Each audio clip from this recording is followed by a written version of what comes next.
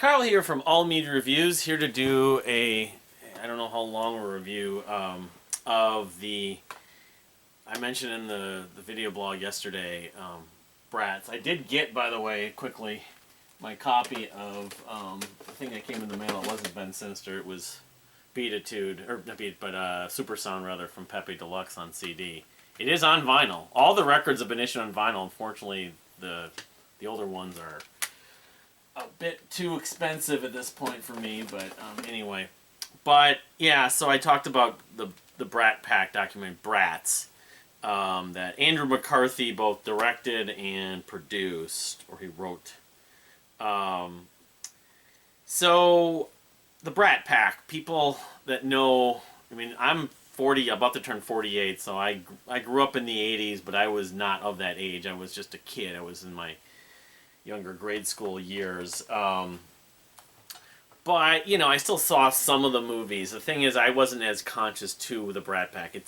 It's largely like the Brat Pack term, to me, and most people believe, was derived from the Rat Pack, which was that group of like Sammy Davis Jr., Frank Sinatra, Dean Martin, a few others maybe from the 50s. But they were older than these people that were referred to as the Brat Pack. But there was an article by this gentleman named David Bloom that was in, what magazine? It wasn't Entertainment Weekly. David Bloom. B-L-U-M. He coined the phrase, Brat Pack. It was a New York Magazine article, that's right. And it was supposed to be just on, as I explained in the documentary, on Emilio Estevez specifically, but just ended up being sort of a perception. It's like, no, and then he came up with the term, because he's interviewed by Andrew McCarthy in there and discusses a lot of this. So, the Brat Pack, okay, these like late teen, early 20-something actors doing... It wasn't just John Hughes movies, but John Hughes was probably the largest, like the most prolific, like at least screenwriter and director, at least screenwriter, for several movies in the mid to late 80s. Pretty in Pink, 16 Candles, The Breakfast Club, obviously. Now, John Hughes didn't do all these movies. Look up John Hughes' Wikipedia page. But he did many of them. I didn't know, you know, there's a few of them. Like Joel Schumacher did a movie, one of the movies in here that I thought was done by John Hughes. But, yeah, I mean, The Breakfast Club was John Hughes, and he passed away. I mean, I was talking to my wife when we watched this over 2 days. He died in 2009. I thought he died in the 90s, but, he did, let's see, I'm looking at his... Just Some Kind of Wonderful, Ferris Bueller, of course, Pretty in Pink, Weird Science, and The Breakfast Club, and 16 Candles. 16 Candles was probably... He did Vacation, too. He wrote the screenplay. I didn't realize that. Some others. But I think maybe you could say the first sort of Brat Pack-ish movie was 16 Candles, then it came out in 84. When I get into the movies of the year, I'll probably be going through a lot of this stuff. But I mean, it's like a core of 6 to 8 people. Andrew McCarthy obviously being one of them. Andrew McCarthy wasn't in The Breakfast Club, but he was in St. Elmo's Fire. That was the movie I was thinking of. Was the one that they talked about a lot. A lot of the core group was in that. That was Joel Schumacher, though, I guess. And I've never seen all of St. Elmo's Fire. I've seen parts of it, but McCarthy, Ali Sheedy, Emilio Estevez, and then the rest of the cast of that movie specifically. Then Pretty in Pink, you know, you had John Cryer. The thing is, there's the Brat Pack, and then they talk about the Brat Pack adjacent per se. I mean, who's in, who's out of the Brat Pack. And then there's movies like The Outsiders, which had a lot of those names, but again, some of those people aren't considered Brat Pack. Tom Cruise wasn't really a Brat Pack member, or what Matt Dillon really was. I mean, Estevez was, but it's just weird. I mean, this is a little bit like the prog, not prog, soul, not soul kind of debates. Metal, not metal. I mean, I'll pull it up on Wikipedia. But I mean, you can look at the Breakfast Club. Judd Nelson, and me, obviously Anthony Michael Hall, Molly Ringwald. So Molly Ringwald wasn't like a full Brat Pack person, but she was in that movie, of course, and she was in Pretty in Pink. She might have also been in 16 Candles. Estevez, Anthony Michael Hall, Rob Lowe, Andrew McCarthy, Demi Moore. Demi Moore's interviewed in this. Molly Ringwald, Judd Nelson, and Ali Sheed. So according to the members, the Wikipedia, and from that article,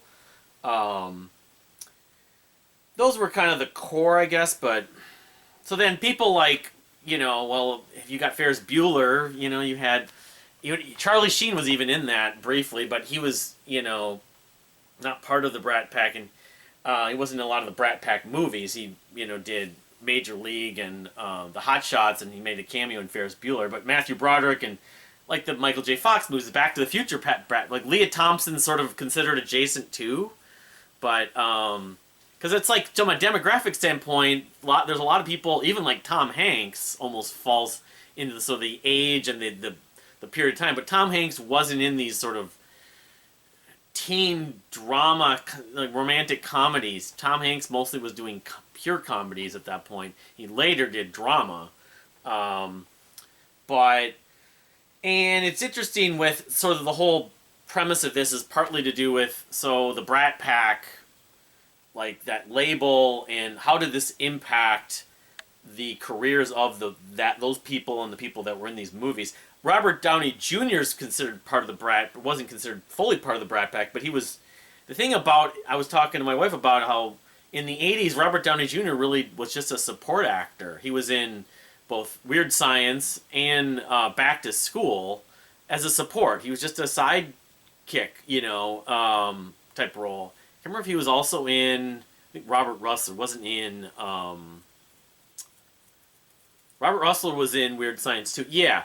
But, of course, he did Chaplin, and then he had, of course, the substance abuse and some other issues that kind of impacted his career, but he obviously came back from that when he came back in the 2000s, especially with Iron Man and, all that stuff that he's done. He did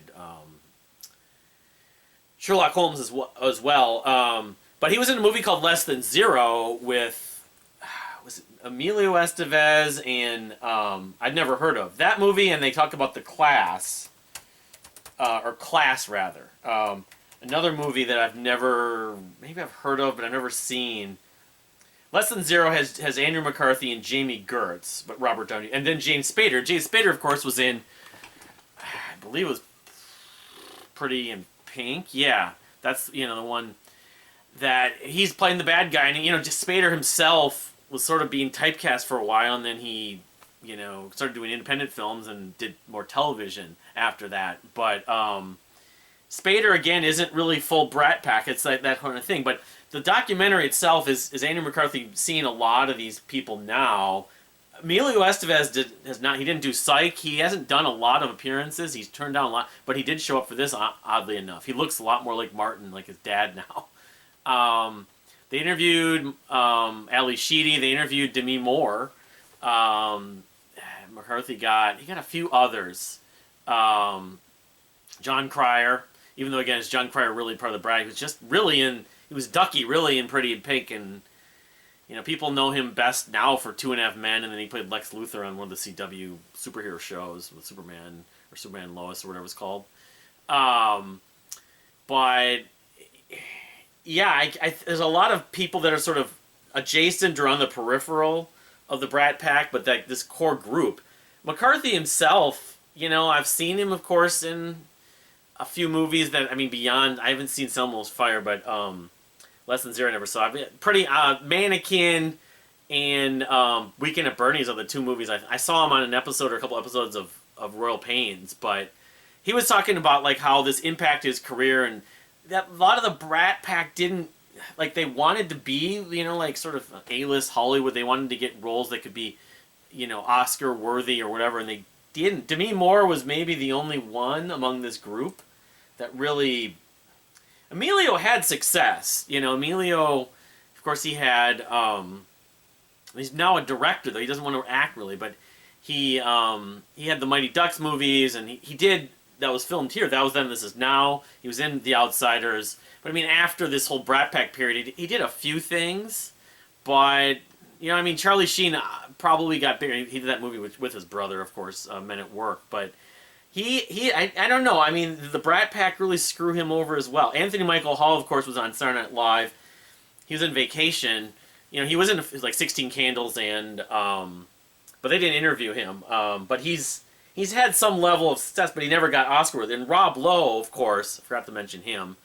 He had, like Robert Downey Jr. had some issues that kind of derailed some of his career, but he's come back. The thing I remember was he came back on Brothers and Sisters, and he's done more television. I think he's done some of it. I mean, he was in, of course, Wayne's World, too, but yeah, Judd Nelson. Molly Ringwald doesn't like to get associated with this as well, and you could say, of course, she was originally was on Facts of Life, but I think she might be in the upcoming Stranger Things, but she didn't want to do this. She really had issues. And Ali Sheedy's been in like an independent film. I saw her in like High Art, and she's done movies. I mean, Short Circuit was probably her peak, which is probably a little bit after the Brat Pack stuff kind of died down. But Mayor Winningham, Timothy Hutton they interviewed, of course, from Ordinary People, and he was a little bit older. They didn't mention Robbie Benson or the other guy I was associated with, Michael O'Keefe, who, I don't know, beyond Caddyshack, he showed up in that Michael Clayton movie with George Clooney in the 2000s. But, yeah, I guess that there is something to that in a way, but it's weird how now they've got this sort of legacy, and now it's sort of endearing in some way. The writer didn't really back off there much on. He's like, I'm not sad, or I don't regret writing the article. I'd probably do the same thing again. He said, this guy David Bloom. He interviews a lot of other people. There's a lot of clips from interviews and with all the different Brat Pack. Judd Nelson was in an interview. I guess he called him. It was just too late because he was calling all the main people. But I was just looking at the Wikipedia page. Like people like Kiefer Sutherland, John Cusack, who I totally think, again, fits like Tom Hanks, fits in that sort of demographic. And he did do sort of dramedies, but he, they didn't mention Better Off Dead much. Even you could say Diane Franklin. She was in that, and she was in Last American Virgin, which maybe was a couple years before the Brat Pack article came out. And Matthew Broderick, Mary Stuart Masterson, Sean Penn was mentioned, and I'm not surprised he wouldn't do it. Although Sean Penn has done some things if it's for the right reasons, but he kind of does things on those terms. He's not part of the Brat Pack, but you could say among them he's one of the most successful from like sort of an actor's perspective because he's won Academy Awards, he's done directing.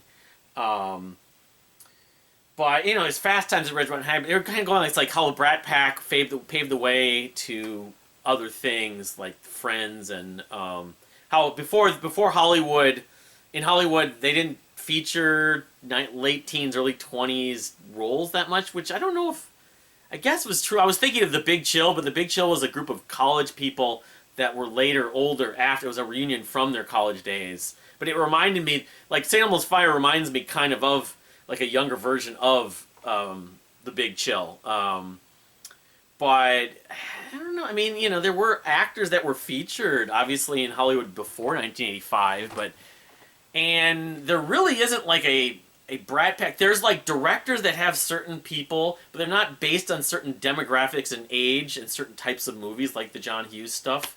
You could say between Apatow's the obvious one in the last 20 years, but that's purely like comedy, a lot of sexual comedy. But comedy, like those are comedies. There weren't really dramas with Apatow. But there's a whole group of actors that always show up in Apatow movies. But the age range, you'd have Paul Rudd in there. He's old. He's 10 or 20 years older than some of the people that show up. And the difference between Paul Rudd and Jonah Hill, that's like at least 15 or 20 years.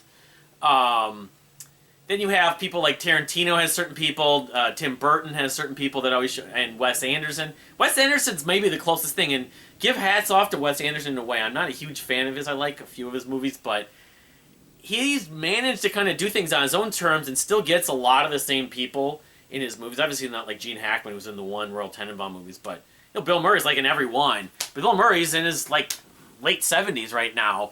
He's not this. He started doing but Wes Anderson has a lot of the same people. That's the closest thing, but there's not like a template. They were saying like Friends and Glee, and I guess some TV shows in a way, have adopted the Brat Pack sort of approach of this age range is the focus. It's in high school. I mean, Buffy, you name Gilmore Girls, you name the TV show that's set in high school. Even Freaks and Geeks, short-lived.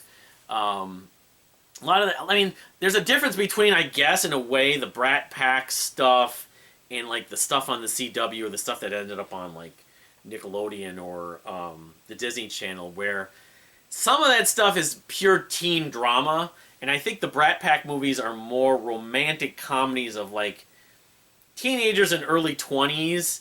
There's just a little more sort of, even though they weren't, the Brat Pack movies never got the full respect from an actor in like, you know, in the Academy Awards and stuff like that, in the Globes. Some of these movies are classics to just write a passage for people to see. Breakfast Club, Ferris Bueller. I'd say The Outsider's in there in a way. You know, Fast Times, if you put that in there. Pretty in Pink, 16 Candles.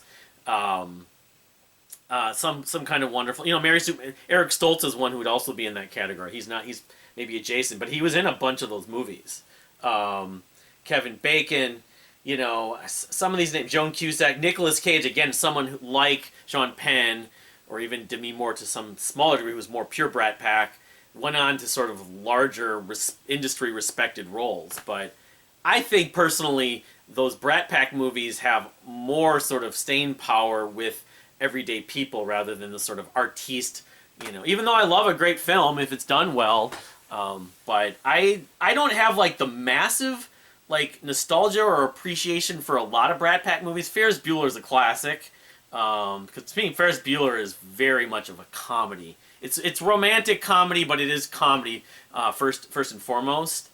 You know, there's a couple others. You know, Breakfast Club is a classic. You know, it's why it's quoted frequently, and there's like all the stereotypes and everything, and people were represented. But I don't know. It was a good document, a good telling. Even though I don't know if they, I think Andrew McCarthy would have probably wanted to have the whole group, and might have at least been able to get Judd Nelson and maybe some other people. But I think it was kind of thing where it's like, how much more time am I going to spend on it? The Hulu or whatever industry wanted to sign to produce it and actually have it go up, gave him kind of a deadline, and so it just it was too little, too late. But yeah, I mean, I appreciate the Brat Pack. The name itself, preppy, they're little brats, and they're, the Hollywood of today. Meryl, you think about actors there in the 80s that were sort of a little bit older, Meryl Streep or, people that were more initially introduced in the 70s, Harrison Ford. I don't know. I just think that decades from now, the Brat Pack, per se, movies and those people, even though that label and that article impacted their sort of future career in some ways, to some degree. Not entirely, but my wife was just saying how, like, some of these people like Sean Penn or like Robert Downey Jr. or they were sort of in there. They wanted to hang out with these people and maybe work with them occasionally, but they didn't want to get pushed into that. And, that's why Robert Downey Jr. probably did too. And he was just like, no, I can do lead roles too. And it happened. But yeah, I think it sort of aged well. It's sort of funny. It's like the nerd who was like the outcast in the, Teen Wolf is another one I was thinking. The outcast when he was in school and then sort of became really successful and admired. I think what happens when you go back to your high school reunion. They didn't mention Psych, it's too bad, but it's like, of course, wanted to get Emilio Estevez, and they did get Molly Ringwald, but they didn't because they wanted to have a whole Breakfast Club reunion. Of course, there was the one Goldberg's episode where they did the homage to Breakfast Club as well. But so what do you think of the Brat Pack documentary? Was it needed? I mean, you gotta do a documentary about everything now. It's nostalgia. 90210 is one that I think probably owes something. Although the cast of 90210 really never. I mean, you could say in a way that cast kind of went through the same thing because Jason Priestley had a little bit of success. But as a whole, I mean, Shannon Doherty went on to Charm. Those people were restricted just to television. But my generation's Brat Pack, you could have kind of put in to the 90210 category. But even though I don't mind a lot of the cast, Brian Austin Green's done some stuff I like. But I guess I probably appreciate the 1980s, mid-80s, the late 80s Brat Pack. The cast of The Outsiders especially. Ralph Macchio, of course, is now doing... did the Karate Kid movies, and he's doing Cobra Kai, which the last season's final season's coming up next month. I was going to start. There's going to be 3 parts of it, but going into 2025. But and C. Thomas Howell, he had fair share of like movies that were sort of cult favorites. But I have an appreciation for The Outsiders and the cast of it. Matt Dillon. It had just so many. Diane Lane, she did other things, but she wasn't associated with the Brat Pack at all, which is weird. It's like, well, you put Molly Ringwald in there, and you put Ali Sheedy in there, and you even maybe put like Mare Winningham and what's her name, Leah Thompson in there to some degree. But Diane Lane, no. She was just in the Why the Last Man, the disappointing Why the Last Man adaptation, actually. But so I'd love to hear your thoughts on that if you haven't seen it. Check it out especially if you have nostalgia for the Brat Pack films of the '80s. John Hughes and Joel Schumacher. Joel Schumacher did one of the Batman movies and ruined it. It was the 3rd one. But I'd love to hear your thoughts, your take on this. I mean, I like nostalgic documentaries generally, especially if they get interviews that are more up to date. And at least Andrew McCarthy got a lot of them, not all. He got some writers and directors too. The wife of the husband of they had Bret Easton Ellis. I didn't even mention, who later went on. He wrote American Psycho, but he wrote that movie Less Than Zero. But he was interviewing there. It's interesting. He's a very esoteric writer, of course. Think about American Psycho, but they had the husband who was like a behind the scenes guy who's married to one of the cast they interviewed. I'm forgetting now, but anyway, Harry Dean Stanton. There's some other names on here. Jamie Gertz, of course, has gone on to become like a tycoon. She owns like 2 sports franchises, and she married an investor. But she was in the Lost Boys. I mean, Kiefer Sutherland. I don't know if Kiefer Sutherland's even on this list. Yeah, he is. Of course, Stand By Me. I would say that also Stand By Me wasn't really mentioned. And among the movies, I'll get into this when I get in the movies of the year. For my generation, that movie, because I identified, because the cast in that were largely my age. River Phoenix was younger than the Brat Pack, so was Will Wheaton and Jerry O'Connell and the main cast. Of course, Kiefer Sutherland was in. John Cusack makes a cameo, but of course, I was just reminded of that. The fact that. But yeah, Stand By Me and the soundtrack. I love that soundtrack. And that '85 that came out when I was whatever it was in 5th grade or 6th grade. So it was like, these kids are my age, and it's like, this is me, even though it was set in the late 50s. So, but anyway, I'd love to hear your thoughts about that. Thank you for watching, and we'll see you next time.